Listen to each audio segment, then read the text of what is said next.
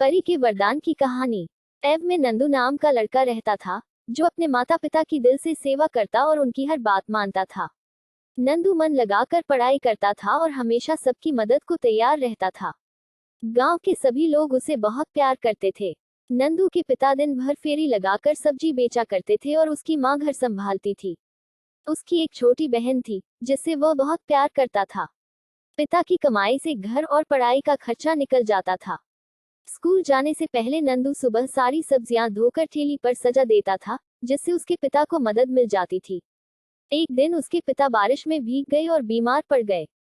फिर एक दिन अचानक उनकी मृत्यु हो गई। इस हादसे से पूरा परिवार हिल गया। घर में सभी पैसे पैसे के लिए मोहताज हो गए। नंदू की माँ की तबीयत भी खराब रहने लगी। नंदू समझ नहीं पा रहा था कि कैसे वह परिवार की मदद करे। नंदू ठेली लगाना तो चाहता था, लेकिन अभी वह सिर्फ 8 साल का था। इतनी कम उम्र में वह इस काम को नहीं संभाल सकता था। नंदू ने अपनी माँ से रामायण, महाभारत के साथ साथ दैवीय चमत्कार की कहानियां सुनी थी। उसके मन में विचार आया कि भगवान तो सभी की मदद करते हैं, उसकी भी जरूर करेंगे। ये सोचकर एक दिन तड़के ही वह मंदिर पहुंच गया। उसने वहां जाकर हाथ जोड़ा और बोला, भगवान मैं छोटा बालक हूँ, पूजा करना नहीं आता, लेकिन तुमसे विनती करता हूँ कि रास्ता दिखाओ। इस तरह नंदू स्कूल जाने के क्रम में नियम से रोज मंदिर जाता और भगवान से विनती करता। इस तरह करते करते उसे कई महीने गुजर गए। इस दौरान न तो भगवान ने दर्शन दिए और न ही परेशानी दूर हुई। कभी कभी नंदू निराश हो जाता कि उसे पूजा करना नहीं आता, इसलिए भगवान दर्शन नहीं दे रहे, वरना वह तो सबकी मदद करते हैं। फिर भी उसने मंदिर जाना और पूजा करना नहीं छोड़ा। आखिरकार एक दिन देवी माँ को उस नन्हे भक्त पर दया आ गई। एक दिन जब नंदू बिस्तर पर गहरी नींद में सोया था, उसे लगा आकाश से एक तेज रोशनी आ रही है और पूरा कमरा रोशनी से भर गया।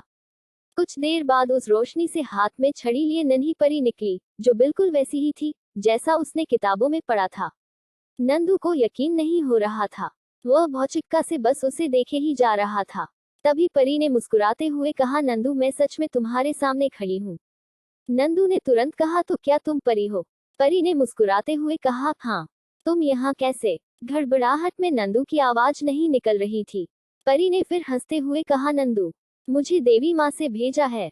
देवी माँ? नंदू आवेग में चिल्ला उठा। हाँ नंदू, बोलो तुम्हें क्या चाहिए? नंदू खुशी से चिल्लाते हुए बोला, अगर तुम्हें सचमुच देवी माँ ने भेजा है तो मेरी माँ को ठीक कर दो। परी बोली, ठीक है नंदू, कल तक तुम्हारी माँ ठीक हो जाएगी, लेकिन मैं तो तुम्हें वरदान देने आई थी, तुमने अपने लिए कुछ मांगा ही नहीं। नंदू बोला, मेरी माँ ठीक होगी तो पूरे परिवार की देखभाल कर लेगी। बच्चों पर पहला अधिकार माँ का होता है, इसलिए मैंने माँ के लिए मांगा। परी खुश होकर बोली, नंदू तुम बहुत अच्छे हो, तुम मुझसे एक और वरदान मांग सकते हो। इस पर नंदू बोला, परी मुझे ऐसा वरदान दो कि मैं बड़ा होकर अच्छे रास्ते पर चल सकूं। परी ने खुश होते हुए नंदू को एक अंगूठी दी और बोली, इसे पहनकर जो मांगोगे वो मुराद पूरी होगी, लेकिन जिस दिन गलत काम के लिए इस अंगूठी का इस्तेमाल करोगे तो इसकी शक्ति खत्म हो जाएगी। एक बात और, इस अंगूठी का जिक्र किसी से न करना, वरना गायब हो जाएगी। ऐसा कहकर परी वहां से चली गई। सुबह उठकर जब नंदू ने देखा तो अंगूठी उसकी उंगली में मौजूद थी। उसने देखा कि माँ पूरी तरह से ठीक हो चुकी है और घर के काम कर रही है। वह अपनी माँ को सारी बात बताना चाहता था, लेकिन फिर परी की बात याद आ गई और वह चुप हो गया। मेहनत के बल पर अब